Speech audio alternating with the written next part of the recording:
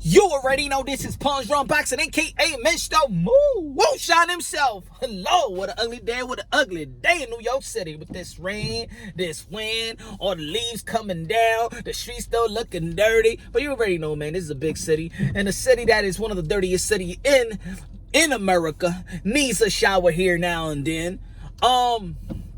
Canelo Alvarez has spoken and actually uttered my sentiment when I explained in a bunch of videos that Canelo Alvarez is the pound for pound best right now in the sport of boxing right now. And he said that there's no way that Crawford and Lomachenko is on top of him in the pound for pound, especially the ESPN. But let me say it like this. If Canelo Alvarez was an ESPN fighter, top rank, contracted by ESPN, I would say it like this. He not only will be pound for pound in all those guys' lists, he will be probably, they'll be talking about in the ESPN that he's the GOAT. If he was an ESPN fighter, man, he would be beyond the pound for pound. They'll be talking to him like he was the Michael Jordan of boxing. Let's keep it real. Let's keep it real. That's why we got Punch Run Boxing. That's why we got this channel, because we break things down unbiasedly, logically, and objectively. You already know ESPN and all those big platforms that has a lot of traffic, a lot of money is put into that. They already all bought. They bias. You know what I'm saying? This is why we have independent media, to keep it real. And even the independent media can have their biasness, but Punch Run Boxing, you already know our slogan, man. We break things down unbiasedly, logically, and objectively. We give all the fighters their fair share because they put their life on the line for pure entertainment. Ain't nobody better than nobody in that aspect. And skills, you already know how it is. There's people that's better than other people. But when it comes to just stepping inside that ring, I don't care if you rank number 1 to rank 1,000,000. You got the balls of gold. I never seen balls of gold, but you understand what I'm trying to say. Anyway, Canelo Alvarez said he is the pound for pound, which I definitely agree. In the world, he is pound for pound. He got the better resume. And he's 29 years old. You know what it is? He's 20. I had a video saying about this. 29 years old. He's actually younger than Crawford. He's actually younger than Lomachenko. He's actually younger than Triple G. He's actually younger than Errol Spence. He's actually younger than a lot of dudes. And if you compare his resume to other guys currently in boxing, dude got already a Hall of Fame career. A Hall of Fame career. He retires now. He's probably a first ballot Hall of Famer. Now, who can you say right now in the sport of boxing, if they retire right now, is a first ballot Hall of Fame, or let alone a Hall of Famer? Who? And Canelo's only 29 years old. So can you imagine 5 more years? Can you imagine 3 more years? Can you imagine if he goes to the age of like 38 or something like that? Wow. In this era, four Hall of Famers, like, yeah, he lost to Floyd Mayweather early when he was in his career. Was a split decision. It's not like Mayweather blew him out the water, but for Mayweather, beat Trout, beat Shane Mosley, beat Cotto, beat Triple G. Come on, three division world champion.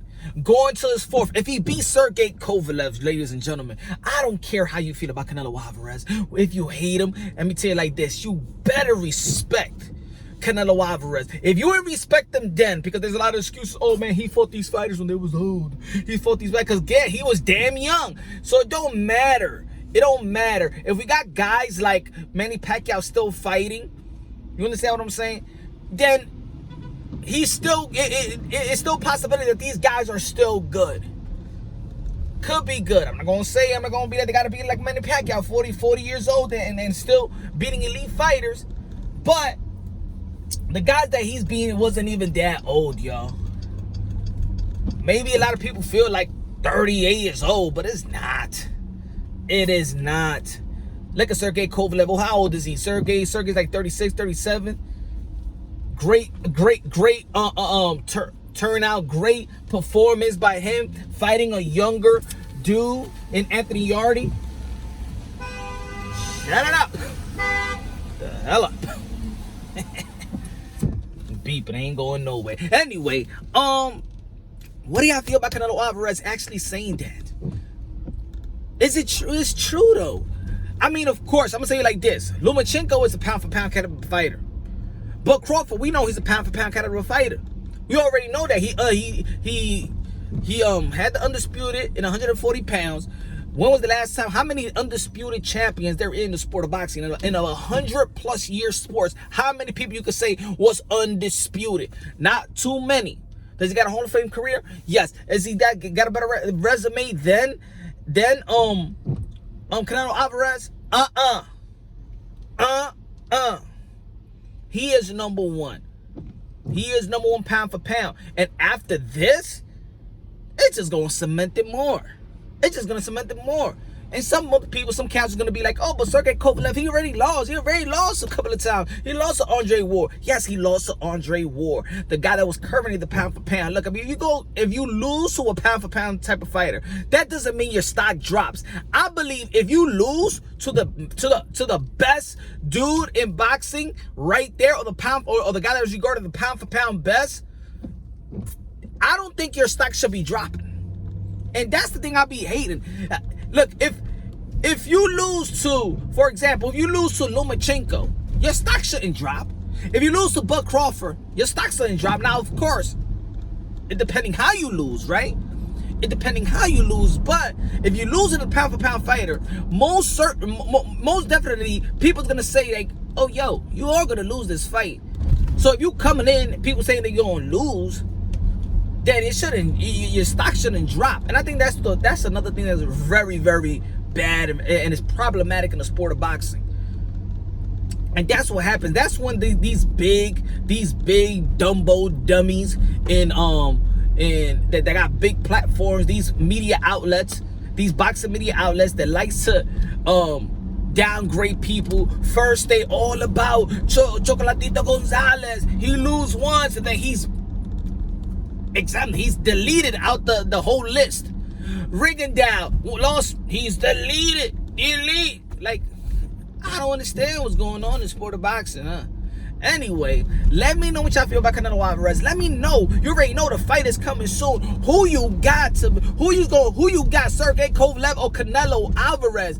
Look, Sergey Kovalev, if he beats Canelo Alvarez, that's going to be great for his career. He is a Hall of Famer already, in my opinion. I don't know if he's the first ballot Hall of Famer, but he is a Hall of Famer. And if he beat Canelo Alvarez, who I regard the pound for pound dude in the sport of boxing, oh man, it's going to be definitely there's going to be a good win. Let me know what you feel. Let me know what you feel. Who got to do what? Of course, we have the size difference. He is moving up weight. Canelo Alvarez is moving up weight. We got to understand also, like, Canelo Alvarez has gotten better. He has added more tools in the toolbox, and we really don't see elite fighters getting better and better. It's what you see is what you get most of the time. But Canelo Alvarez is one of the few that I've seen that could adjust in his prime as an elite fighter. That don't happen too often, y'all.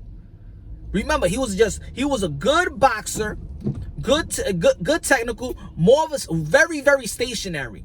And that first Triple G fight shows a whole new, different caliber fighter. Shows us he's a defensive fighter.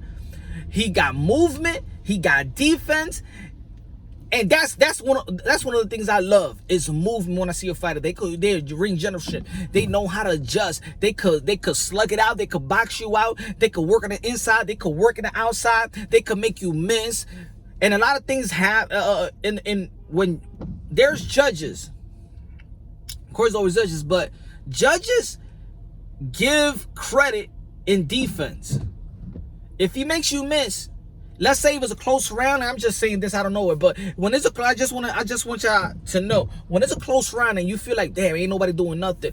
Man, it's kind of close, nobody doing nothing. They're gonna score who had the better defense. When there's not a lot of punches that's landed, there's not a lot of punches that's thrown. They're gonna go by who dictated that pace and who has the better defense, who made you miss more, and things of that nature. So in close fights, defense counts a lot. Even though some people may say, oh man, this is boring, that counts a lot. I believe that Sergey Kovalev's defense might not be as good as Canelo Alvarez, I believe that Sergey Kovalev, with his range, the most important thing that you got to do, and a lot of people don't use it now in this era, they have abandoned the jab, except for Sergey Kovalev. Sergey Kovalev's jab is like a straight, right hand. So Sergey Kovalev got the weapon to actually stay in the fight. He could use his height, use his range. He got to be the smarter fighter. He is a smart fighter as well. Let's see if Canelo Alvarez actually be the slugger in this and actually get on the inside that people saying that's Kovalev's weakness. If he can't find the weak on the inside, make it rough, blah, blah, blah. Maybe Canelo Alvarez, which is shorter, if he can get on the inside, he got the full work to do it, then I think it's going to be very, very problematic for Kovalev.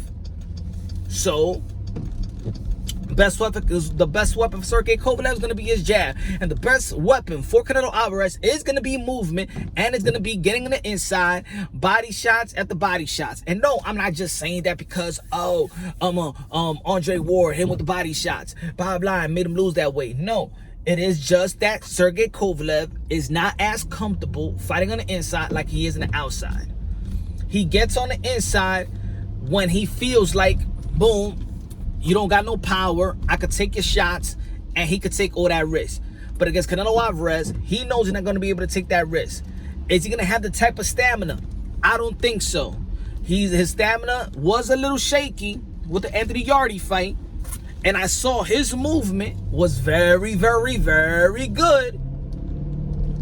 And when Anthony Yarde was using the movement, it was a little bit hard for Sergey Kovalev, and he was, you know, in those certain spots, he was in trouble a little bit. Canelo Alvarez could expose him again, and I think it's going to be movement and getting on the inside for Canelo Alvarez, and I think he's going to do that easily. So I do got Canelo Alvarez slightly winning, but it's going to be a tough fight, tougher than what people expect.